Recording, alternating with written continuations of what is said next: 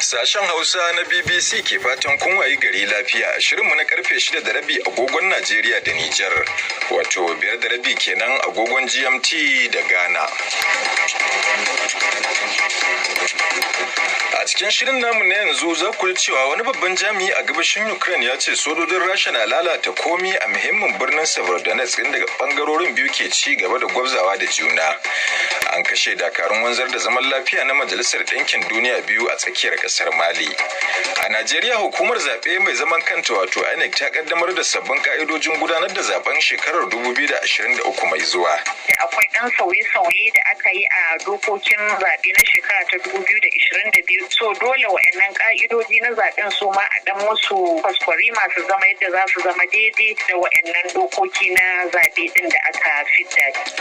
To har yau a Najeriya jam'iyyar APC mai mulkin ƙasar ta ce sai nan gaba ne za ta yi ƙarin haske akan rahoton da kwamitin tantance 'yan takararta na shugaban ƙasa ya gabatar mata, inda a ciki ya soke takarar mutum 10. Har yanzu mu dai an kama na abu a rufe, sai mun zauna ne za mu yi buɗe musan komai a ciki. Dole mutum ɗaya ba zai iya yankewa ba, sai an zauna abu ne na shawarar jama'a da yawa.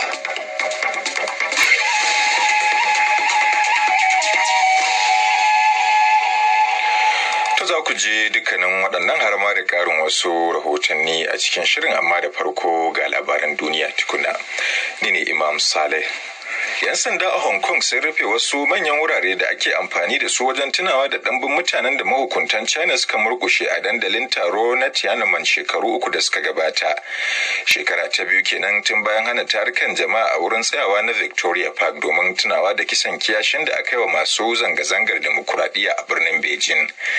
Jami'ai dai sun yi gargaɗin cewa ana iya yankewa mutum hukuncin shekaru 5 a gidan yari idan aka same shi da laifin halartar zanga-zanga ba da izini ba.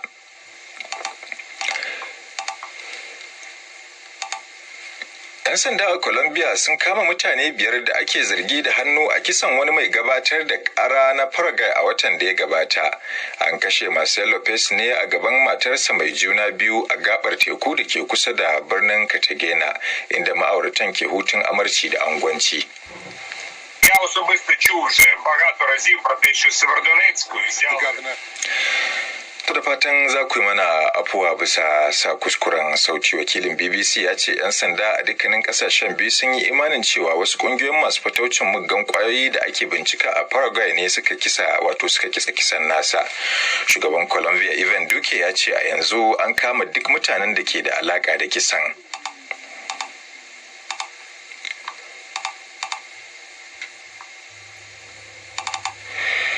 Babban jami'i a gabashin Ukraine ya ce sojojin Rasha na lalata komi a muhimmin birnin Severodonetsk inda bangarori biyu ke ci gaba da gwabzawa da juna.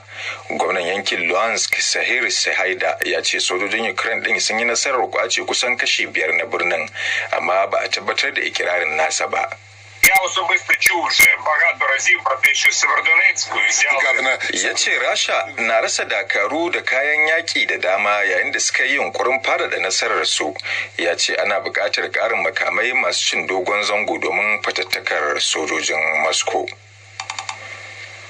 An kashe dakarun wanzar da zaman lafiya na Majalisar Ɗinkin Duniya biyu a tsakiyar ƙasar Mali a wani harin bom da aka kai kan ayarin motocin fararen hula. Jami'an tsaro dai sun ce sojojin na wani bangare na Masar sun kashe mutane da dama yayin wannan al'amari. Kakakin Majalisar Ɗinkin Duniya a birnin New York Stefan Dujarric ya ce harin shine na 6 da aka kai wa jami'an Majalisar Ɗinkin Duniya cikin kwanaki 13. A ranar Laraba an kashe wani sojan Jordan a wani harin kwanton bauna da aka kai a arewacin Mali.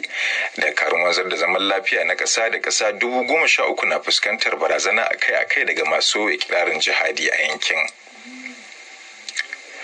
To kuna shan waɗannan labaran duniyar ne daga nan sashen Hausa na BBC. Shugaban wata cocin Evangelica mai tarin mabiya a Amurka ya amsa laifin da ake zargin shi da aikatawa na cin zarafin ƙananan yara.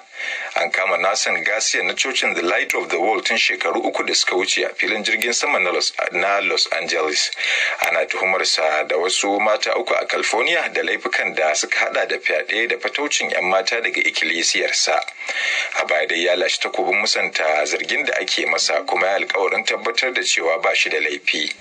Amma yanzu Mr. Garcia ya amince cewa ya yi lalata da 'yan mata 3 yayin da ake shirin fara shari'arsa a jibi Litinin. Tukwashin labaran duniyar kenan daga nan sashen Hausa na BBC.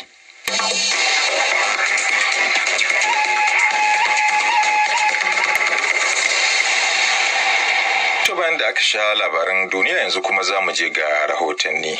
Gwamnan yanki na Ukraine ya yi ikirarin cewa dakarunsa sun sake kwato wani sashe na birnin Severodonetsk 'yan kwanaki bayan da ya ce sojoji sun janye daga birnin. Sergei Haida ya yi ikirarin ne yayin da shugaba Volodymyr Zelensky ya ce yanzu haka babu wani abu da ya rage a tattare da sojojin Rasha sai kawai laifi na yaƙi da kuma yin abun kunya da ƙiyayya. Rahoton da Muhammad Anur Muhammad ya haɗa mana. Yanzu dai abin da ke wakana a wannan yaƙi da ya shiga sama da kwana 100 tun bayan da Rasha ta kaddamar da mamayen Ukraine din shine hare-hare da martani daga kowane bangare da kuma ikirarin galaba ko farfaganda daga bangarorin biyu, kasancewar an katse yawancin hanyoyin sadarwa. Amma duk da haka gwamnan yankin Severodonetsk ya ce dakarunsa sun yi nasarar tura sojojin Rasha baya. Sergei Haidar ya ce Rashawan sun mamaye kusan kashi 70 cikin 100 na tsohon birnin mai masana'antu, amma kuma ya ce sojan nasa sun yi nasarar sake kwato wani sashi na birnin.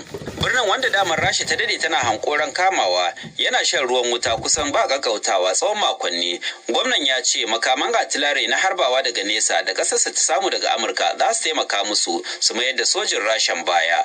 Shugaba Zelensky a yayin jawabin da yake gabatarwa cikin dare ya soki Rasha wadda a da ake ganin sojinta ne na biyu a duniya wajen ƙarfi da cewa ta zama moshen gizaka. Yanzu ba abin da ya rage mata sai yaƙi da laifin yaƙi da kunya da kuma ƙiyayya.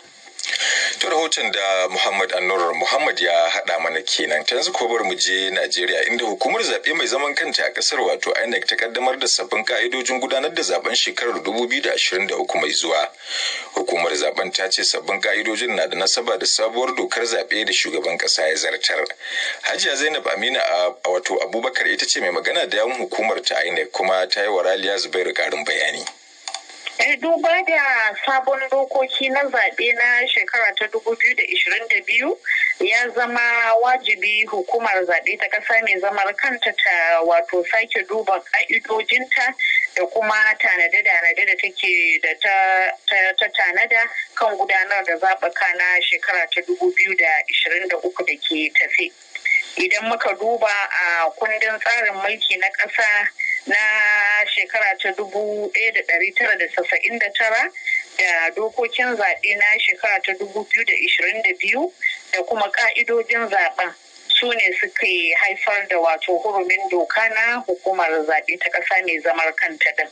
Wato wannan matakin na da nasaba da sabuwar dokar zaɓe da aka zartar kenan da aka yi wa kwaskwari. Wannan haka yake. Wannan ka'idoji na zaɓe yana da nasaba da dokokin zaɓen. Idan aka yi la'akari da akwai ɗan sauye-sauye da aka yi a dokokin zaɓe na shekara ta 2022 ɗin, so dole wa'annan ka'idoji na zaɓen su ma a ɗan musu kamar kwaskwari masu zama yadda za su zama daidai da wa'annan dokoki na zaɓe ɗin da aka fidda shi. To menene waɗannan sauye-sauyen? Misali idan muka yi duba da a sabon doka na zaɓe akwai kamar ƙarfafawa ko samun ƙwarin gwiwa na yin amfani da fasahar zamani wurin ayyuka na hukumar zaɓe wanda a da in muka duba baya cikin dokar zaɓe amma yanzu ya shiga cikin doka saboda haka dole a yi ƙa'idojin da za su tafi daidai da wannan sabon doka ɗin. Hakanan idan aka duba akwai sashi da ya ba da kamar ƙarfafawa ko ƙwarin gwiwa ga hukumar zaɓe ta tabbatar da ta yi duk abin da ya kamata ya yiwu domin ta sauƙaƙa wa masu fama da kamar kulawa na musamman da suke cikin al'umma domin su samu daman gudanar da zaɓuka ba tare da wani matsala ba. a dalilin haka hukumar zaɓe ta ƙasa mai zamar kanta a ƙa'idojinta ta fitar da wato kamar tanade-tanade da ta yi wa waɗannan mutane ɗin. Kamar misali idan muka duba mutane masu zabiya da suke cikin al'umma, an tanadar musu tabarau wanda zai taimaka musu wurin ganin takardar zaben domin su kaɗa ƙuri'a. Hakan nan makafi akwai braille ballot guide kamar wato 'yar jaka ce da hukumar zaɓe ta kirkira wanda za su saka wannan ballot paper ɗin sun don ya taimaka musu wurin yin zaɓin su da suke bukata. Hakan nan akwai bukata na musamman da aka yi koko tanadi na musamman